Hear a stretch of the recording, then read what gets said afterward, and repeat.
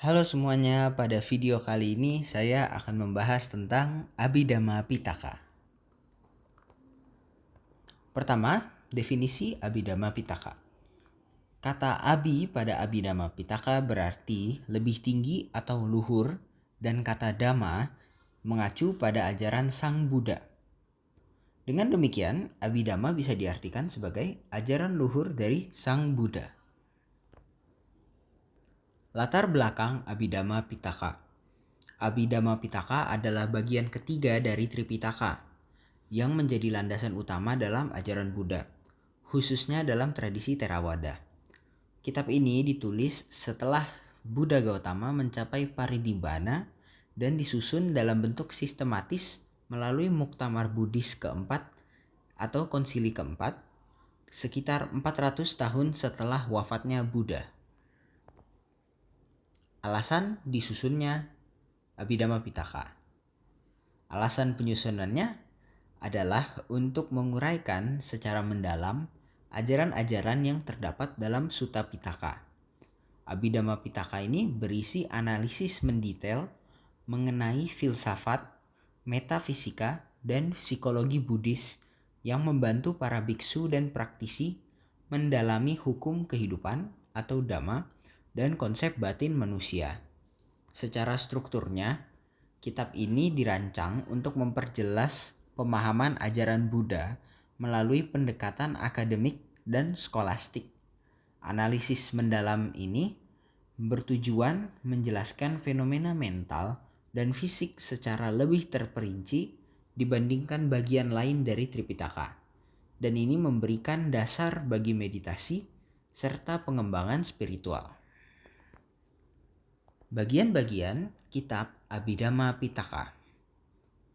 Kitab Abhidhamma Pitaka terdiri dari 7 buku utama. Berikut adalah bagian-bagiannya. Yang pertama ada Dhamma Sangani. Dhamma Sangani ini membahas unsur-unsur batiniah dan jasmaniah yang menjadi dasar fenomena mental dan fisik. Selanjutnya Vibhanga yang memberikan penjelasan rinci mengenai berbagai topik Buddhis, termasuk agregat, landasan indera, dan hukum sebab akibat. Yang ketiga, Dhatu Kata, yang berfokus pada hubungan antara berbagai unsur batin dan jasmani. Selanjutnya, Pugala Panati, yang mengklasifikasikan tipe-tipe individu menurut karakteristik spiritual dan psikologisnya. Selanjutnya Kata Watu yang memuat diskusi tentang perbedaan pandangan dalam Buddhisme awal. Yang keenam Yamaka yang menyusun konsep-konsep Buddhis dalam bentuk pertanyaan dan jawaban untuk membangun pemahaman yang lebih logis. Dan yang bagian yang terakhir adalah Patana yang menjelaskan hukum kausalitas yang kompleks, dikenal juga sebagai Pacayas, yang mengatur interaksi antara fenomena. Ikhtisar Abhidhamma Pitaka. Kitab ini menjelaskan bagaimana hukum alam bekerja, meliputi analisis mendalam terhadap pikiran, materi, dan hubungan sebab akibat dalam kehidupan. Ia juga menjadi panduan penting dalam meditasi, terutama untuk memahami proses batin dan mencapainya kebebasan dari penderitaan. Kitab ini berisi analisis mendalam tentang ajaran-ajaran Buddha dengan pendekatan sistematis, filosofis, dan metafisik. Tidak seperti Sutta Pitaka yang berisi wacana langsung dari Sang Buddha, Abhidhamma menjabarkan ajaran Buddha dengan cara akademis untuk menjelaskan hukum-hukum alam, pikiran, dan fenomena batin secara rinci. Abhidhamma Pitaka ini sering digunakan sebagai referensi bagi mereka yang mendalami meditasi, filsafat, dan psikologi Buddhis karena memberikan kerangka teoritis yang mendalam yang melengkapi praktik dan moralitas dari dua bagian Tripitaka lainnya. Interpretasi manusia berdasarkan Abhidhamma Pitaka. Abhidhamma Pitaka memberikan interpretasi mendalam tentang manusia melalui analisis psikologi, filosofis, dan metafisik Kitab ini menjelaskan fenomena batin dan fisik sebagai bagian yang tak terpisahkan dari eksistensi manusia. Interpretasi ini menggunakan konsep dhamma, yaitu elemen-elemen dasar realitas yang membentuk kehidupan. Komponen-komponen dasar ini meliputi kesadaran, faktor mental, fenomena fisik, dan nibbana. Kesadaran atau cita merupakan proses mental yang mencakup 89 jenis kesadaran, seperti pikiran penuh kebencian, belas kasih, atau netralitas. Lalu, faktor mental atau cetasika berisi elemen-elemen yang menyertai kesadaran, seperti kebijaksanaan, cinta kasih, atau keserakahan. Contohnya, keserakahan adalah faktor mental yang mendorong tindakan negatif. Selanjutnya, fenomena fisik atau rupa yang merujuk pada bagian tubuh manusia yang terbagi menjadi 28 elemen fisik, seperti salah satu contohnya organ indera.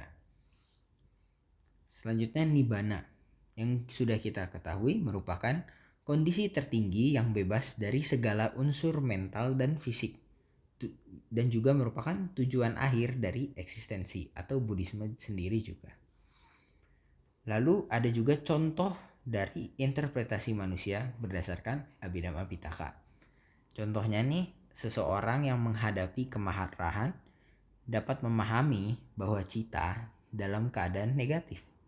Dengan meditasi, individu dapat menggantinya dengan faktor mental positif seperti cinta kasih atau metta. Di sini Abhidhamma ini memandu individunya untuk lebih mengenali dan mengubah pola mentalnya untuk mencapai kedamaian. Nah, Abhidhamma ini jadinya menekankan kesadaran akan dhamma untuk mengenali realitas hidup secara objektif, sehingga manusia dapat mengurangi penderitaan dan mencapai kebebasan spiritual. Posisi Abhidhamma dalam Tripitaka. Sebagai bagian ketiga dari Tripitaka, Abhidhamma Pitaka melengkapi Vinaya Pitaka dan Sutta Pitaka. Ia menawarkan perspektif mendalam yang memperkuat praktik spiritual dan memahami filosofi Buddhisme secara menyeluruh. Lalu, sebagai komponen pelengkap, muncul pertanyaan, pasti karena ini pelengkap, apakah kita perlu belajar Abhidhamma Pitaka? Abhidhamma tidak diwajibkan untuk dipelajari oleh semua umat Buddha, tetapi sangat dianjurkan bagi mereka yang ingin mendalami pemahaman tentang ajaran Buddha secara mendetail. Abhidhamma adalah salah satu bagian dari Tripitaka yang berisi analisis mendalam tentang pikiran, fenomena, dan realitas. Ini sangat berguna untuk mengembangkan wawasan terhadap 3 karakteristik keberadaan, yaitu ketidakkekalan, ketidakpuasan, dan ketiadaan diri. Lalu juga ada manfaat-manfaat mempelajari Abhidhamma Pitaka. Abhidhamma Pitaka memiliki manfaat yang sangat signifikan dalam pengembangan moral, psikologis, dan filosofis seseorang. Di antaranya, bisa membantu mengembangkan wawasan. Abhidhamma ini memberikan analisis mendalam tentang 3 karakteristik keberadaan, yaitu tadi ketidakkekalan, ketidakpuasan, dan ketiadaan diri. Pemahaman ini mendukung pengembangan wawasan mendalam untuk menghadapi realitas hidup secara lebih bijaksana. Lalu, Abhidhamma Pitaka juga menyediakan dasar psikologis. Kitab ini menguraikan filsafat mental dan elemen-elemen psikologi moral yang dapat membantu memahami kondisi mental manusia serta cara mengatasi kebencian, keserakahan, dan delusi. Abhidhamma Pitaka ini juga dapat mendukung meditasi dan etika. Pengetahuan Abhidhamma memperkuat praktik meditasi dan pengembangan etika dengan menjelaskan hubungan sebab akibat dari kondisi mental sehingga individu dapat meningkatkan pengendalian diri dan pemusatan pikiran. Selanjutnya, memperdalam pemahaman ajaran Buddha. Sebagai ringkasan akademis dari Sutta Pitaka, Abhidhamma membantu memahami secara sistematis inti ajaran Buddha, termasuk konsep moralitas, konsentrasi, dan kebijaksanaan. Yang terakhir, manfaat yang terakhir itu adalah ilmu jiwa dan filsafat. Abhidhamma ini mengintegrasikan filsafat dan ilmu jiwa, membantu umat Buddha melihat hubungan antara fenomena fisik dan mental dalam kehidupan sehari-hari. Jadi, Abhidhamma Pitaka menjadi sarana penting untuk meningkatkan kualitas kehidupan spiritual dan mental dengan memberikan panduan menuju pemahaman yang lebih tinggi. Sekian dari saya, semoga videonya bermanfaat.